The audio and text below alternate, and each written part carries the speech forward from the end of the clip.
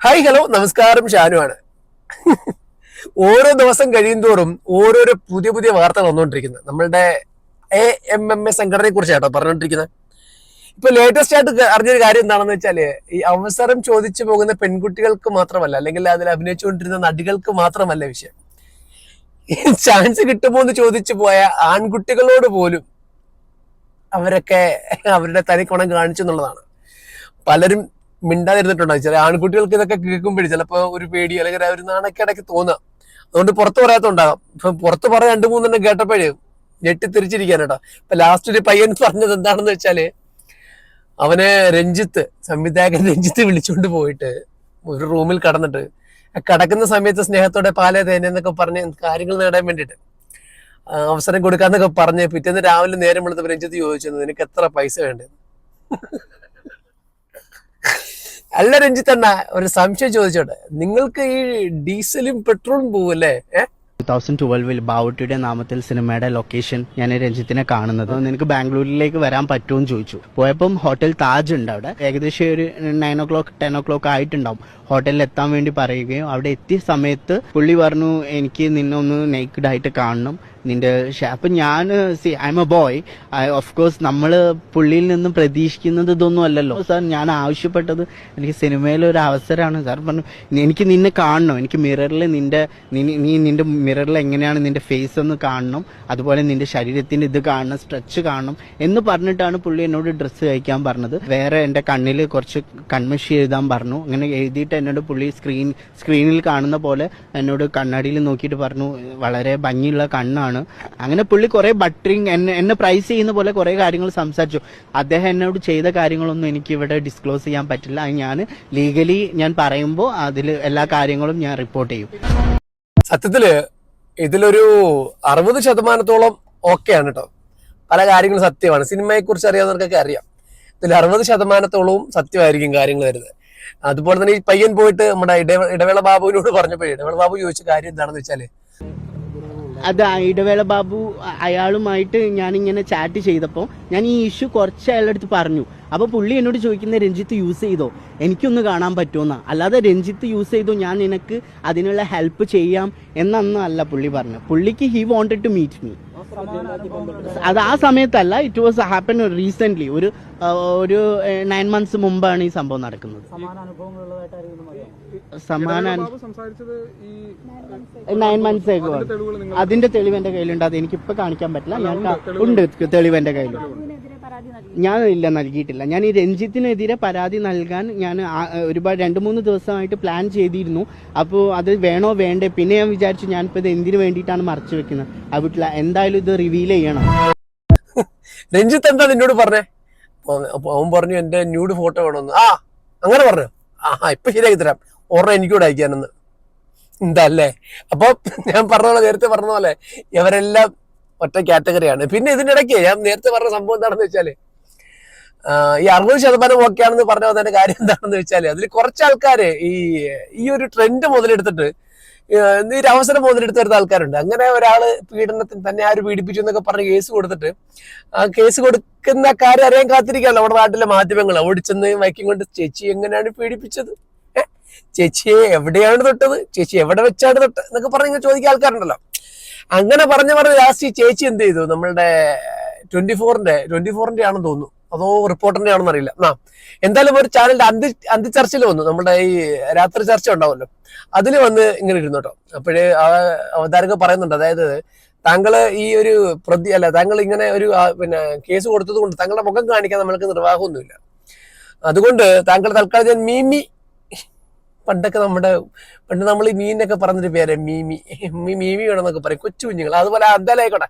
അപ്പൊ മീമി എന്ന് വിളിച്ചിട്ട് അവതാരക അവരെ പരിചയപ്പെടുത്തുന്നു. അതുപോലെ പറയുന്നുണ്ട്, എനിക്ക് നിങ്ങളുടെ മുഖം കാണിക്കാൻ പറ്റില്ല എന്നൊക്കെ പറഞ്ഞപ്പോഴും അവരങ്ങോട്ട് ചോദിക്കുകയാണ്, എനിക്ക് കുഴപ്പമില്ലെങ്കിലും നിങ്ങൾ എന്റെ മുഖം കാണിച്ചു, എനിക്ക് കുഴപ്പമില്ലെങ്കിലോ? അപ്പൊ അവര് പറഞ്ഞ പറ്റില്ല, ഇത് നിയമമല്ലേ. ലാസ്റ്റ് അവര് ദേഷിച്ചിറങ്ങി പോവാ. നോക്കൂ, നിങ്ങളുടെ മുഖം കാണിക്കാത്തതിൽ എന്തോ നിങ്ങൾക്ക് എതിർപ്പുണ്ട് എന്ന് ഞാൻ ഇവിടുന്ന് PCR നിന്ന് മനസ്സിലാക്കുന്നു. കേൾക്കാമല്ലോ, ഞാൻ MM എന്നാണ് താങ്കളെ അഭിസംബോധന ചെയ്യുന്നത്. കാരണം ഇവിടുത്തെ നിയമം അനുസരിച്ചാണ് ഞാനിപ്പോൾ മുഖം കാണിക്കാത്തത് കേട്ടോ.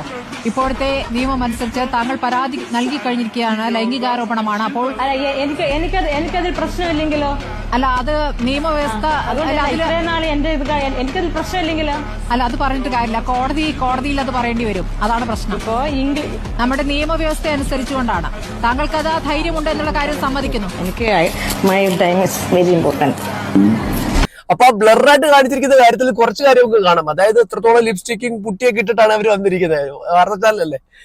അപ്പൊ അവരെത്രത്തോളം 1-2 മണിക്കൂറൊക്കെ എടുത്ത് ഒരുങ്ങി വന്നിട്ട് അവരുടെ മുഖം കാണിക്കാതെ ബ്ലർ ചെയ്തപ്പോഴേ സത്യം പറഞ്ഞാൽ അവർക്ക് ദേഷ്യം വന്നു. സത്യത്തിൽ ഇതൊരു ആരോപണം കൊടുത്ത് കുറച്ച് ഫേമസ് ആയി നടക്കുന്ന ആൾക്കാരുണ്ട് എന്നുള്ളതാണ്. പിന്നെ ഈ അമ്മ എന്ന സംഘടനയായിട്ട് ബന്ധപ്പെട്ടത് AMMA എന്നുള്ള സംഘടനയാണ് കാണിച്ചൊരു തെണ്ടിത്തരം തന്നെ പറയാം കേട്ടോ. സംഭവം എന്താണെന്ന് വെച്ചാല് ഇതിൽ ഒരുപാട് പേര് ആരോപണ വിധേയരായി. അപ്പോൾ അവർക്ക് നമ്മൾക്ക് ചെയ്യാൻ പറ്റുന്ന ഒരു കാര്യം എന്താണെന്ന് വെച്ചാൽ അവരെ ഇതിന്റെ ഒരു പ്രസിഡന്റ് എന്നുള്ള രീതിയിൽ മോഹൻലാലിന് ചെയ്യാൻ പറ്റുന്ന കാര്യം ആരോപണ വിധേയരായവരെ അന്വേഷണത്തിന്റെ ഭാഗമായിട്ട് മാറ്റി നിർത്തുക. അദ്ദേഹത്തിന്റെ പവർ വെച്ചിട്ട് അവരെ മാറ്റി നിർത്തുക. എന്നിട്ട് ബാക്കി ഒരുപാട് ആൾക്കാർ, നല്ല ആൾക്കാരുണ്ട്, അവരെ വെച്ചിട്ട് ഇത് മുന്നോട്ട് പോവാം. എന്തോ സാറിന് ഒരു പേടിയായിട്ടെന്ന് തോന്നുന്നു. സാറ് മൊത്തത്തിൽ പിരിച്ചങ്ങ് വിട്ടു. സാറ് നല്ല ഐഡിയ പൂർവ്വം കാണിച്ചു. കാര്യം മൊത്തത്തിൽ പിരിച്ചു വിട്ടാൽ പിന്നെ സംഘടനയില്ല, പിന്നെ പ്രസിഡന്റ് ഇല്ല, ഒന്നുമില്ല. അപ്പം ആരും വന്ന് ചോദിക്കില്ല സാധാരണ. അല്ലെങ്കിൽ അമ്മയുടെ പ്രസിഡന്റ് എന്ന രീതിയിൽ മോഹൻലാലിനോട് ആൾക്കാർ ചോദിക്കും എന്താണ് തുടർ നടപടി എന്നൊക്കെ ചോദിക്കും. ഇപ്പം അദ്ദേഹം പ്രസിഡന്റ് അല്ല, ഒരു ജസ്റ്റ് ആക്ടർ മാത്രമായി. ഈ ഒരു അവസരത്തിൽ ഒളിച്ചോടി എന്ന് പറഞ്ഞാണ് ഏറ്റവും വളരെ ഭംഗിയായിട്ടുള്ള കാര്യം. പാർവതി തന്നെ പറഞ്ഞിട്ടുണ്ട്. പാർവതി പറഞ്ഞത് ഇത് തന്നെയാണ്, ഒളിച്ചോടിപ്പോയി. അമ്മ എന്ന സംഘടന ഒളിച്ചോടിപ്പോയി. സത്യമല്ലേ?